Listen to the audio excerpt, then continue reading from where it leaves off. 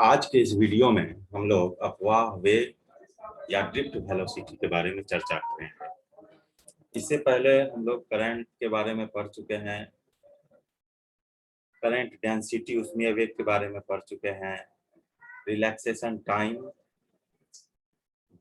Mean relaxation time, mean free path, इस सब के बारे में जानकारी दी है। और एक्चुअली में आज से जो है करंट जो है आपका शुरू हुआ है, तो ड्रिफ्ट वेलोसिटी से ही करंट जो है शुरू होता है। तो आज सबसे पहले हम लोग समझेंगे कि ड्रिफ्ट वेलोसिटी क्या होता है। ड्रिफ्ट का मतलब होता है खिसकना, ठीक है। कोई चालक है, मान लीजिए कि हम एक चालक ले लिए हैं, ये एक चालक है और हम लोग जानते हैं कि रूम टेम्परेचर पर, कमरे के ताप पर इस चालक के अंदर बहुत सारा इलेक्ट्रॉन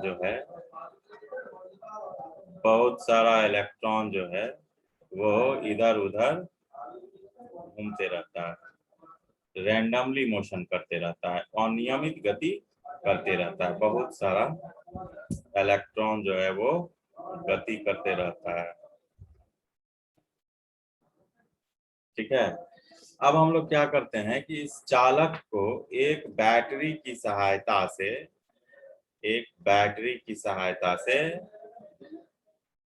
एक मेटेलिक वायर से कनेक्ट कर देते हैं। एक बैटरी से मेटेलिक वायर से कनेक्ट करते हैं। तो जैसे ही इसको बैटरी से कनेक्ट करेंगे, भी पोटेंशियल के बैटरी से कनेक्ट करेंगे, तो इसमें क्या कहते हैं, एक विद्युत क्षेत्र का निर्माण हो जाएगा। ये वाला टर्मिनल प्लस और ये वाला टर्मिनल माइनस, और विद्युत क्षेत्र की दिशा जो है वो हो जाएगी प्लस से माइनस, इस डायरेक्शन में। विद्युत क्षेत्र की दिशा जो है वो इस डायरेक्शन में होगी। तो जैसे ही विद्युत क्षेत्र इसमें अप्लाई करेंगे तब क्या होगा, ये जो इलेक्ट्रॉन अनियमित गति कर रहा है, रैंडमली मोशन कर रहा है, इस इलेक्ट्रॉन का एक निश्चित डायरेक्शन हो जाएगा और उस डायरेक्शन में ये मोशन करने लगेगा।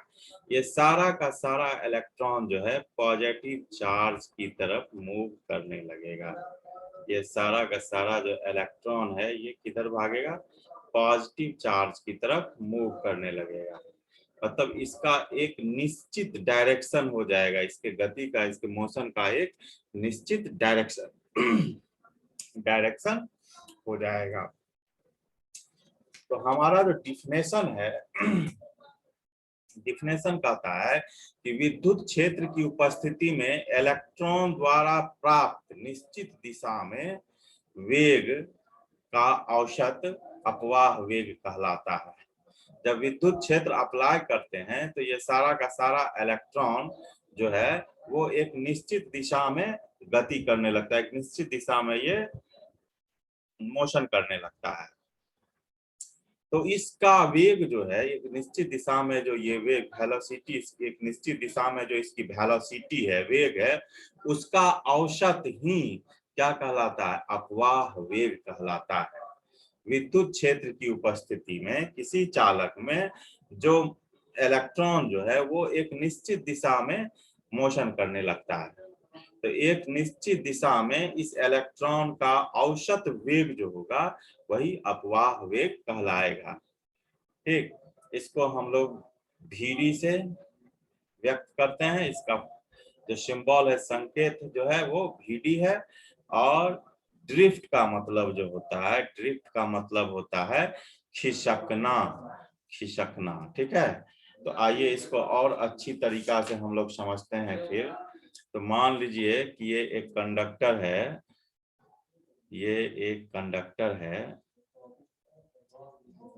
और इस कंडक्टर को हम लोग कनेक्ट कर दिए हैं एक बैटरी से। इस कंडक्टर को हम लोग एक बैटरी से कनेक्ट कर दिए हैं, एक बैटरी से इसको कनेक्ट किए हैं।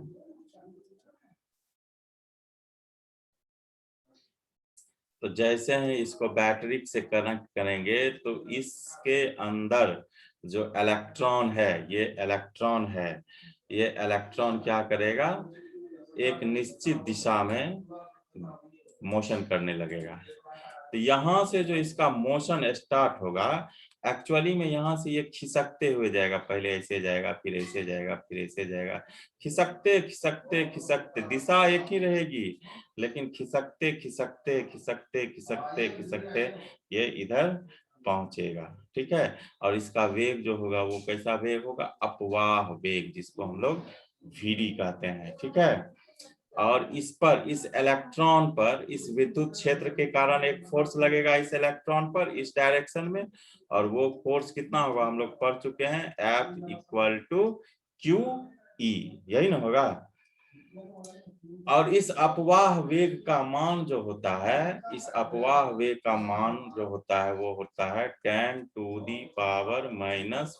मीटर पर सेकेंड। किसी कंडक्टर में, किसी चालक में अपवाह वेग का जो मैग्नीट्यूड होता है, परिमाण होता है, वो अप्रोक्सीमेटली होता है 10⁻⁻⁴ मीटर पर सेकेंड। तो हम लोग ड्रिफ्ट वेलोसिटी का यहाँ एक फॉर्मूला डिराइव करेंगे। छोटा सा डेरिवेशन है लेकिन बहुत ही इंपॉर्टेंट डेरिवेशन है। तो इसमें लिखते हैं विद्युत क्षेत्र, विद्युत क्षेत्र के कारण मुक्त इलेक्ट्रॉन पर, मुक्त इलेक्ट्रॉन पर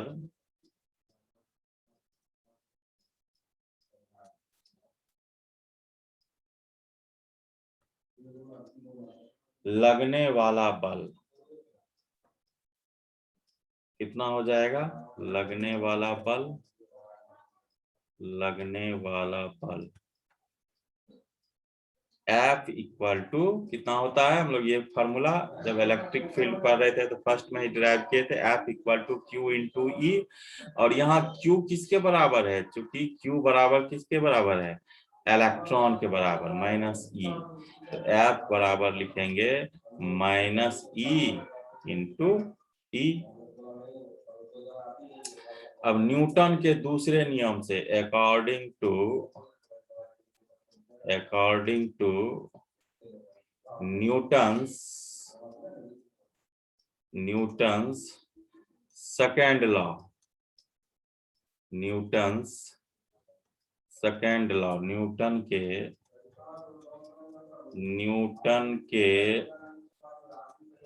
दूसरे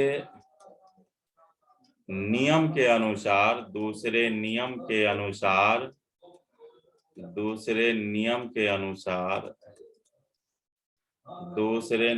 अनुसार हम लोग जानते हैं F जो होता है वो बराबर है ma के। ये आप लोग 9th-10th में भी इस फॉर्मूला को पढ़ेंगे। न्यूटन का सेकंड नियम जो है वो बल के बारे में बताता है। तो F इक्वल टू ma, और F इक्वल टू हम लोग क्या निकाले यहाँ पर, माइनस ई। तो इसके जगह माइनस ई बराबर m इंटू ए, यहाँ लिख दीजिए मान रखने पर, F का मान रखने पर, F का मान रखने पर, तो ये हो जाएगा minus E equal to M A, और ए इक्वल टू हो जाएगा माइनस ई बाय एम। अब हम लोग गति के समीकरण से क्या जानते हैं, गति के समीकरण से हम लोग जानते हैं, या गति के समीकरण से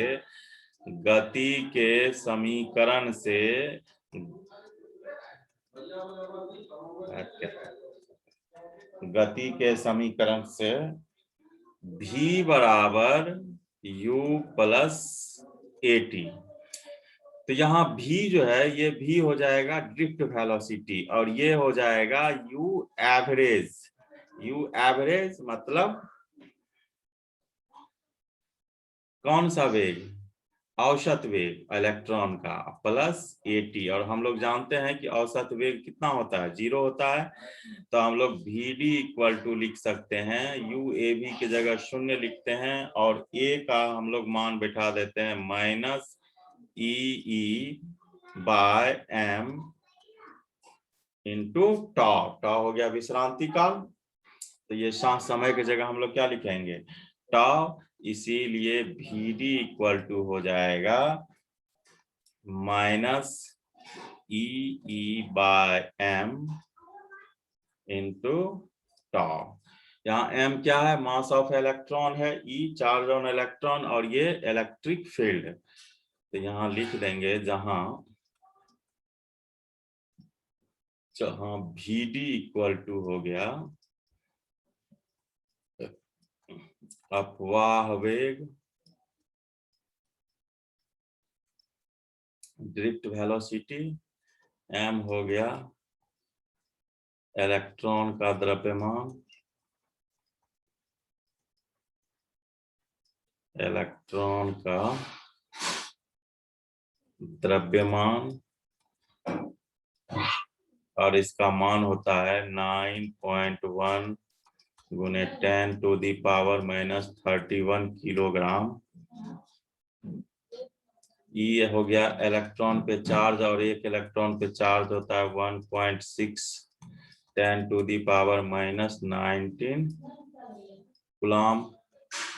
और ये टाउ हो गया क्या, विश्रांति काल, विश्रांति काल।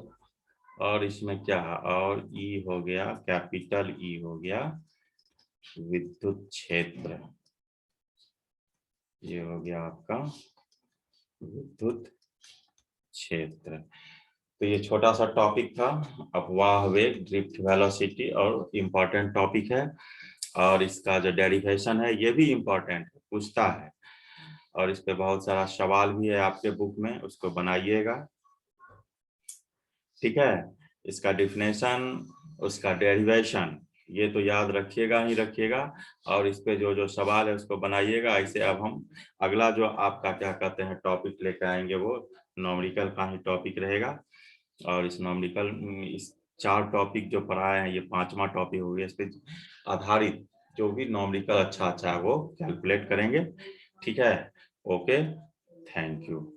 आप लोग जो हमारे बच्चे हैं वो लाइक सब्सक्राइब कीजिए। कोई प्रॉब्लम है तो मैसेज भी कीजिए, कमेंट बॉक्स में जाके मैसेज कीजिए, तो हम सुधार करेंगे। और जो हमारे बच्चे नहीं भी हैं वो भी लाइक सब्सक्राइब करें, और उनको भी कोई अगर प्रॉब्लम है तो वो भी कमेंट कर सकते हैं, उसका भी जवाब हम देंगे। Okay, thank you.